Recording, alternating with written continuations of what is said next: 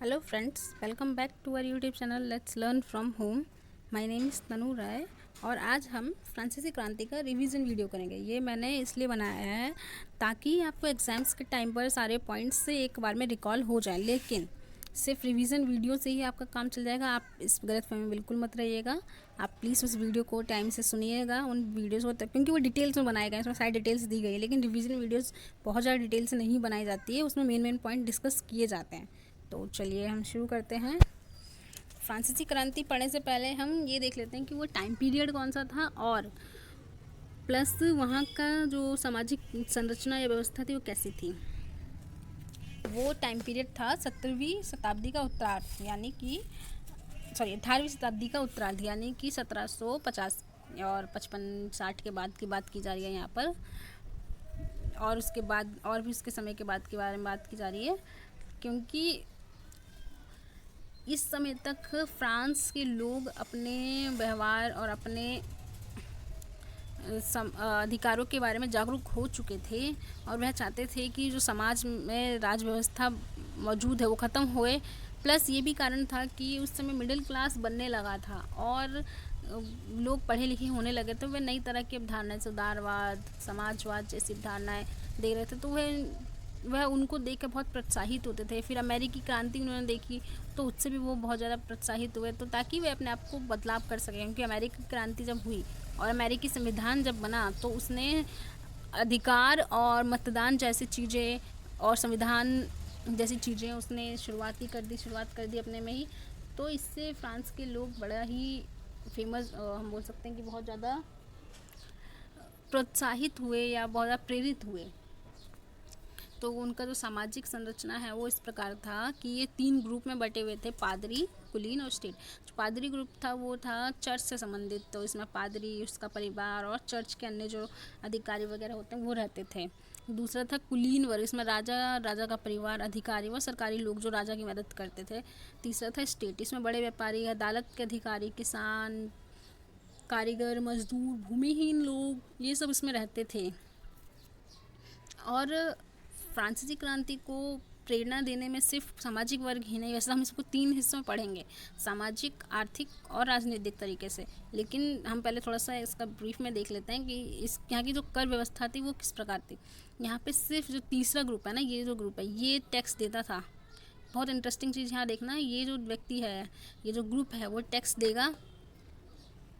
ये वाला, ये सिर्फ ये आपको समझ में आ रहा है ना, ये देगा चर्च को टाइड के रूप में और कुलीन को टाइल के रूप में, और प्लस अपने ही ग्रुप के इस लोगों को, बड़े व्यापारी, अदालत के अधिकारी, इन सबको भी ये टैक्स देगा। और इसी के कारण, तिहरी टैक्स व्यवस्था के कारण ये लोग बहुत ज़्यादा गरीब होते हैं, उनके पास खाने तक के पैसे नहीं बच पाते हैं। अब हम देखते हैं कि क्रांति के कारण क्या रहे हैं। अब हमें चीज़ें समझ में आ जाने लगेगी। पहला कारण है सामाजिक, तो 3 वर्गों में समाज बटा था, मैं आपको बता चुकी हूँ। प्लस वहाँ पे जो ज़मीनी व्यवस्था थी, यानी कि 90% तो किसान थे लेकिन भूमिहीन, और 60% लोगों के पास ज़मीन होती थी। जैसे चर्च के पास बहुत सारी ज़मीन है, कुलीन यानी राजा का महल हो गया, राजा के परिवारों के रहने की व्यवस्था, सरकारी व्यवस्थाएँ जैसे स्कूल, कॉलेजेस वगैरह हो गए। अमीर लोगों के पास ज़मीनें होती थी, सामंत व्यवस्था में बहुत मौजूद थी वहाँ पे, तो उनकी ज़मीनें बड़ी बड़ी होती थी। तो इसके कारण 90% लोग किसान होने के बावजूद उनके पास ज़मीनें नहीं थी। और एक और व्यवस्था थी वो थी लोगों को विशेष अधिकार मिलते, यानी कि जो कुलीन वर्ग और पादरी वर्ग है तो उन्हें विशेष अधिकार दिए गए थे। जैसे ये लोग कभी टैक्स पे नहीं करते थे, ये अपनी मर्जी के रूल्स रेगुलेशंस बना सकते थे, ये सब विशेष अधिकार थे। अब आता है राजनीतिक। तो राजनीतिक में क्या था कि जो उनका स्टेट जनरल था, जैसे हमारी संविधान सभा है आज के समय में, ऐसे उनका स्टेट जनरल था और ये बहुत भेदभावपूर्ण होता था। यहाँ पे महिलाओं और गरीब लोगों को वोट देने का बिल्कुल अधिकार नहीं था। प्लस टाइड और टाइल जैसे टैक्स पे करने पड़ते थे। टाइड एक धार्मिक टैक्स था और टाइल एक राजा को दिया जाने वाला टैक्स था। और यहाँ पे राजतंत्र, क्योंकि राज व्यवस्था थी यहाँ पे, राजा की मर्जी, मोनार्क था यहाँ पर, तो वो चलता था। और सामंती व्यवस्था, मैंने आपको बताया ना कि सामंती व्यवस्था क्या होती है कि एक व्यक्ति के पास बहुत सारी ज़मीन है, वह लोगों को अपने यहाँ काम पर रखता है और उनके ऊपर टैक्स लगाता है कि वो उसे टैक्स पे करें। अगर वो टैक्स पे नहीं कर पाते हैं तो वह बंधुआ मजदूरी के रूप में उसके पूरे परिवार को अपने पास काम पे रख लेता है। तीसरा जो इसका कारण था वो था आर्थिक कारण। लोगों को ज़्यादा टैक्स पे करना पड़ता था, सुविधाएं कम मिलती थी, स्पेशली थर्ड ग्रुप पर टैक्स पे करना पड़ता था। ब्रेड जो खाना वहाँ पे जो बहुत बेसिक फूड होता है ब्रेड, उसकी कीमतें बहुत ज़्यादा थी। वहाँ उत्पादन कम होता था, अकाल जैसी व्यवस्थाएं आती रहती थी, सरकारी खजाने में पैसे नहीं थे, खाने की जो दुकानें यानी राशन की जो दुकानें होती थी वहाँ अक्सर दंगे हुआ करते थे। तो ये लोगों को बहुत ज़्यादा गुस्सा दिलाते थे कि हम कैसे देश में रहते हैं, हमारे पास खाने के लिए खाना भी नहीं है। तो ये एक प्रकार से कारण बना। अब क्रांति की शुरुआत कैसे हुई? तो क्रांति की शुरुआत के बहुत सारे कारण हैं, जिसमें से एक है मध्यम वर्ग। ठीक है, जो कारण बने वो तो शुरुआत का कारण है ही। ठीक है, और प्लस जो और नेता थे, जैसे यहाँ पे 2 लोगों का नाम मिल लिया, मिराबियो और आबे सिए, ये स्वयं कुलीन और पादरी वर्ग से होने के बावजूद ये गरीब लोगों के प्रति बहुत संवेदनशील थे। उनका कहना था कि ये जो लोग हैं जिनके साथ असमानताएं की जा रही है बहुत गलत है, भेदभावपूर्ण है और ऐसी व्यवस्थाएं नहीं की जानी चाहिए, ये उनका मानना था। और वह खुद एक पादरी और उस मतलब एक एलीट ग्रुप से आते थे, उसके बावजूद उनके पास सारी सुविधाएं होती थी फिर भी।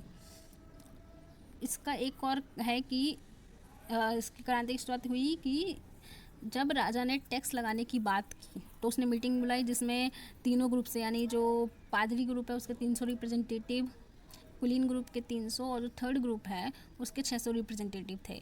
अब यहाँ 3 ग्रुप है, तीनों को एक बार वोट करना है, क्योंकि ये ऑड है तो ऑड होने के कारण जो 2 होंगे वो जीत जाएंगे। तो अक्सर क्या होता था, पादरी और कुलीन वर्ग एक साथ होते थे और ये जीत जाते थे। तो इसका मतलब ये जो तीसरा ग्रुप था इनकी बात कभी सुनी ही नहीं जाती थी, तो ये इसके खिलाफ थे। तो फाइनली जिस दिन ये मीटिंग हुई कि आज टैक्स के बारे में एक नया लॉ बनेगा, तो ये गए थर्ड ग्रुप के लोग भी। थर्ड ग्रुप के लोगों के साथ ऐसा भेदभाव किया जाता था कि इन्हें बैठने तक की सीट नहीं मिलती थी, बैठने का अधिकार सिर्फ कुलीन और पादरी वर्ग को होता था, ये सिर्फ खड़े रहते थे और ना ही इनसे कोई इनकी राय मांगता था। तो ये इससे बहुत नाराज़ रहते थे कि ऐसा इनके साथ भेदभाव क्यों होता है। जब इनका वोट इन्होंने मांग की कि हमें वोट चाहिए, हमें सभी को व्यक्ति के अनुसार वोट देना चाहिए, ना कि ग्रुप के अनुसार, तो इनका मजाक बनाएगा। तो उन्होंने गुस्से में स्टेट जनरल का बहिष्कार कर दिया, क्योंकि ये लोकतंत्र गुणों की मांग कर रहे थे और राजतंत्र में लोकतंत्र के गुण तो हो नहीं सकते हैं।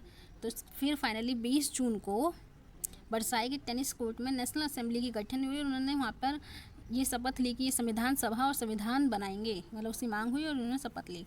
और फाइनली 14 जुलाई को क्रांति हुई और बास्तिल की जेल तोड़ी गई। वो इसलिए क्योंकि बास्तिल की जेल राजा की शक्तियों का रिप्रेजेंटेटिव था और राजा वो इससे बहुत नफरत करते थे, ताकि इसे तोड़ के वो राजा को दिखाना चाहते थे कि अब हम तुमसे नहीं डरते हैं। इसके बाद 4 अगस्त को एक मीटिंग हुई जिसमें कहा गया कि कर यानी टैक्स, सामंत व्यवस्था, विशेष अधिकार, पादरी वर्ग, कुलीन वर्ग, धार्मिक टैक्स एक्सेट्रा, ये सब चीज़ें ख़त्म कर दी जाएंगी। अब सब बराबर हैं यहाँ पर। ठीक है, और फिर 1791 में संविधान प्रारूप यानी संविधान बन गया। संविधान नहीं बना, उसका पूरा एक स्ट्रक्चर बन गया, अब उसको लिखना था। ठीक है, तो संविधान बनाने का काम जो मिला वो नेशनल असेंबली को दिया गया और मतदान जैसी प्रक्रिया हुई यहाँ पर व्यक्ति यानी प्रति व्यक्ति यहाँ पर मतदान दिया गया, लेकिन कुछ कंडीशंस रख दी गई, जैसे पढ़े लिखे होने चाहिए, संपत्तिशाली होने चाहिए, टैक्स देने के लायक होने चाहिए। लेकिन सिर्फ पुरुष, महिलाओं को अभी भी टैक्स का अधिकार मतदान का अधिकार नहीं मिला था। और फिर यहाँ पे अधिकार जैसे चीज़ों की बात हुई थी तो अधिकार दिए गए, लेकिन पुरुष उसमें अधिकार घोषणा पत्र में लिखा गया कि यह पुरुष एवं नागरिक घोषणा पत्र है। इससे महिलाओं को बड़ा ही ज़्यादा मतलब धोखा फील हुआ कि उन्होंने इतनी मदद की क्रांति में, उनको अभी भी अधिकार नहीं मिल रहे हैं। वहाँ पे पुरुष जैसा शब्द यूज़ किया जा रहा है, हालांकि अधिकार नैसर्गिक और नहीं थे। इसका मतलब ये था कि कोई भी व्यक्ति जिनको अधिकार प्राप्त हैं उनसे वो अधिकार किसी भी रूप में छीने नहीं जा सकते, क्योंकि ये नेचुरल राइट्स हैं। और यहाँ पे बताया गया कि कौन कौन से यहाँ इक्वलिटी और मेनली यहाँ पे इक्वलिटी की ही बात की गई। फाइनली 1792 और 93 में राजशाही गणतंत्र समाप्त हुआ और फ्रांस एक गणराज्य बन गया, यानी कि इसका जो चुनाव है लोगों के माध्यम से होगा। 1792 में एक घटना और हुई, क्योंकि उस समय फ्रांस में जिसके पास सत्ता थी वो था मैक्सिमिलियन रॉबेस्पियर। ये जैकोबिन क्लब, वो बहुत फेमस क्लब, जब टेनिस कोर्ट में जिसने नेशनल असेंबली के बारे में बात की वो जैकोबिन क्लब ही था। वो बहुत फेमस हो गया था, लोगों के राइट्स वगैरह के बारे में बात करता था, और इसी ने मिलकर फ्रांसीसी क्रांति भी करवाई थी, इसलिए बहुत फेमस था, इसको सत्ता भी प्राप्त हुई। उसने प्रशा यानी पर्शिया और ऑस्ट्रेलिया के ऊपर, यहाँ पे मैंने ऑस्ट्रेलिया लिख दिया है गलती से, ये ऑस्ट्रिया है यहाँ पे, ऑस्ट्रिया के खिलाफ उसने युद्ध की घोषणा कर दी, और उसने बोला कि अब हम दूसरे क्षेत्रों पर कब्जा करना शुरू कर सकते हैं। और उसके लिए उसने कुछ चीज़ों में बदलाव किया, जैसे उसने राष्ट्रगान बनवाया ताकि लोग एकजुट हो जाएं और उसकी बातों को सही माने। वो था रॉजर डी लाइले द्वारा लिखा गया मार्सिले, जो आज के समय में फ्रांस का राष्ट्रगान है। दूसरा, उसने ड्रेसेस बनाई, जो घुटने तक की ड्रेसेस होती थी, ये खास तरह की ड्रेस होती थी कि इससे ताकि पहचान की जा सके लोगों की। रॉबेस्पियर जैकोबिन सरकार का मुख्य था, क्योंकि सत्ता उसके हाथ में थी। उसने और भी बदलाव किए जो पॉजिटिव, मध्यम लेकिन जो सत्ता यानी कि जो सरकार बनी वो फिर से मध्यम वर्ग की बनी, और रूल्स एंड रेगुलेशंस उन्हीं के पास थे। उसने बोला कि मतदान दे सकते हैं लोग, लेकिन 21 वर्ष के पुरुष होने चाहिए। उसने बोला कि आप पुरुष होने चाहिए और 21 वर्ष के, चाहे आपका संपत्ति हो या ना हो। फिर यहाँ पे महिलाओं के साथ धोखा किया गया, लेकिन उसने महिलाओं के साथ भी महिलाओं के लिए भी काम किया। वो था महिला शिक्षा, उसने अनिवार्य कर दी कि हर महिलाओं को इस शिक्षा सीमा तक शिक्षा प्राप्त करनी है। उनके पास अपने लिए शादी कब करनी है, किससे करनी है, ऐसा अधिकार है, और किसे कब तलाक देना है, उनके पास ये अधिकार है। पहले ऐसा अधिकार नहीं होता था। तो इससे महिलाओं में बदलाव आया, महिलाओं की स्थिति में काफ़ी बदलाव आया। उन्होंने बोला कि महिलाएं व्यवसाय यानी कि वह बिजनेस शुरू कर सकती हैं। हालांकि उसने दास प्रथा को बहुत प्रमोट किया था, वो इसलिए वहाँ पे त्रिकोणीय दास प्रथा ऐसी थी, फ्रांस अफ्रीका से खरीदता था दासों को और यूरोप के बाज़ार में बेचता था, फिर वो वापस ऐसे ही यहाँ से वो पैसा उठाता था। तो इस प्रकार की ऐसी ये व्यवस्था चलती रहती थी। 1794 में दास मुक्ति कानून बनाया गया नेपोलियन बोनापार्ट के प्रयासों से, और हालांकि शुरुआत यहाँ तक हो गई थी, लेकिन पूरी तरीके से फ्रांस में जो दास प्रथा ख़त्म हुई नेपोलियन बोनापार्ट के शुरुआती प्रयासों के बाद और भी नेताओं द्वारा, वो थी 1848 में। और 1789 में नेपोलियन बोनापार्ट का समय है। ये नेपोलियन बोनापार्ट, क्योंकि जैकोबिन सरकार जो व्यक्ति ही जैकोबिन के नाम से जाना जाने लगा, तो लोग उसके इन बदलावों से बहुत ज़्यादा खुश नहीं थे, वो बहुत तानाशाही दिखाने लगा था। तो फाइनली नेपोलियन बोनापार्ट वहाँ का सेनापति था, सेना नायक मतलब जिसे बोल सकते हैं। तो उसने सत्ता को अपने हाथ में ले लिया और लोगों को लगा कि अब कुछ बदलाव आएगा। उसने किए भी कुछ बदलाव, जैसे उसने कानून बना दिए और उसने स्वतंत्रता और समानता जैसी बातें की। हालांकि वह भी वुमेंस के खिलाफ था और वुमेंस ने खूब आंदोलन किए हैं अपने आज़ादी के लिए और अपने अधिकारों के लिए। हालांकि उनका जो मेन इशू था वो था राजनीतिक अधिकार वुमेंस के, और वो उन्हें फाइनली 1946 में जाकर वुमेंस को फ्रांस में वोट देने का अधिकार प्राप्त हुआ। लेकिन सिर्फ वोट देने का, राजनीति में पार्टिसिपेट करने का अधिकार तब भी प्राप्त नहीं हो पाया था। वुमेंस ने भी बहुत सारे क्लब्स बनाए जो कि नेपोलियन ने बंद करवा दिए। नेपोलियन ने सेंसरशिप लागू करवा दी, यानी कि अभिव्यक्ति की आज़ादी। अब कोई भी व्यक्ति नेपोलियन के खिलाफ नहीं बोल सकता है, नहीं छाप सकता है, ना बना सकता, ना लिख सकता है। अब है राजा के खिलाफ जो भी कुछ वो बोलेगा, अब उसको मृत्युदंड दिया जाएगा या दिया जा सकता है।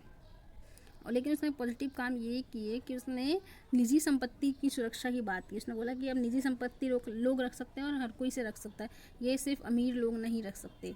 नई नापतोल प्रणाली बनाई उसने। मतलब उस समय क्या होता था कि अगर आपको फ्रांस में ही किसी एक जगह पर जाना है, मतलब दूसरी जगह पर जाना है, तो वहाँ पे उनकी नापतोल प्रणाली के अनुसार ही सामान को बेचना या ख़रीदना होता था।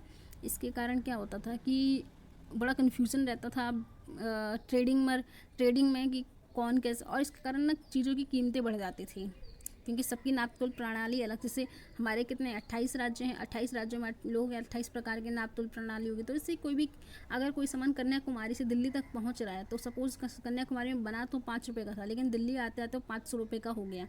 तो ये तो बेकार का पैसा यहाँ पे ऐड हुआ ना। तो इसीलिए उसने एक जैसी नापतोल प्रणाली बनाई ताकि जो बेकार का पैसा ऐड होता है वो अब इसमें ऐड ना हो, और सब एक जैसी प्रणाली को उसने यूनिवर्सलिटी को स्थापित करने की कोशिश की फ्रांस में। प्लस उसने कस्टम ड्यूटीज़ वगैरह को कम किया। उसने वहाँ बहुत सारे, क्योंकि हर क्षेत्र में अपने करेंसी चलाए जाते थे, तो उसने उन करेंसीज़ को भी बहुत कंट्रोल करके फ्रांस की सिंगल करेंसी के रूप में प्रयोग करने की कोशिश की। जैसे इंडिया में, आप इंडिया के किसी भी पार्ट में चले जाओ, आपको रुपया ही पेमेंट करना है। 10 रुपये की कीमत 10 रुपये ही होगी, 10 रुपये की कीमत 5 रुपये या 100 रुपये तो नहीं होगी। ये उसने खुद को फ्रांस के आधुनिकीकरण का अग्रदूत माना। उसने बोला कि मेरे कारण ही फ्रांस में आधुनिकीकरण आया है। लेकिन उसने जो एक नेगेटिव चीज़ की वो थी कि 1804 में उसने दूसरे देशों के ऊपर हमला कर करके विजय युद्ध की घोषणा शुरू कर दी कि हम दूसरे देशों को अपना बनाएंगे, उस पर लूटपाट करेंगे, जो वहाँ के लोगों को पसंद नहीं आई। फाइनली 1815 में नेपोलियन की मृत्यु हो जाती है। और हम पढ़ेंगे नेक्स्ट क्लास है, चैप्टर क्लास 10 में पढ़ेंगे कि नेपोलियन के टाइम पे और क्या बदलाव हुए ये हिस्ट्री में ही। ठीक है, तो ये आपका रिवीजन वीडियो था। आई होप आपको पसंद आया होगा। प्लीज़ लाइक कीजिए और कमेंट में बताइए आपको कैसा लगा, और आपको आगे के सब्जेक्ट यानी बाकी सब्जेक्ट्स हैं जो उनके भी रिवीजन वीडियोस चाहिए कि नहीं चाहिए, आप ऐसे कमेंट्स में बता सकते हैं। और टेलीग्राम पे भी आप बोल सकते हैं।